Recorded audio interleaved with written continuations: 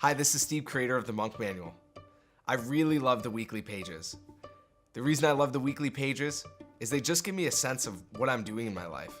The weekly preparation helps create a thread throughout my days so that looking back and looking forward, I can just get a real sense of what's going on. I usually plan my weeks and close out my previous week at the same time.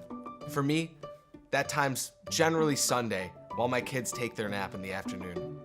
I find Sundays are a natural time for reflection and tend to be a little bit slower than other days of the week.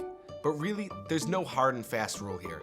You'll notice, similar to the daily pages, the weekly pages have 3 priorities for you to focus on.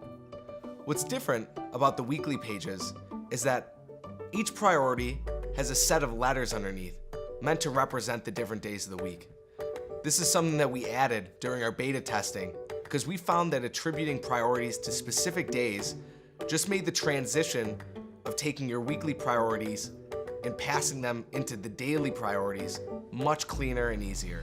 You'll find that throughout the week, you're going to reference back to these weekly pages fairly often. I go back usually about every other day. In the weekly reflection section, you're going to see a couple of tools we built in to help with habit formation. The first is a habit tracker. What this does is it enables you to see the progress you're making on a day-to-day basis and also drives some level of accountability. We've also added a section called Habit Insights. Meaningful moments is where you write out the key moments that occurred over the past week.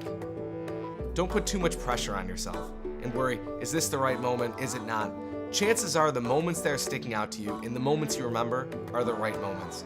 What I really love about this section is it provides an opportunity to relive your past week and gain some really clear, tangible insights. At any time in the future, you can open back up your Monk Manual and see exactly what was going on in your life at that time. That's powerful. So that's the weekly pages.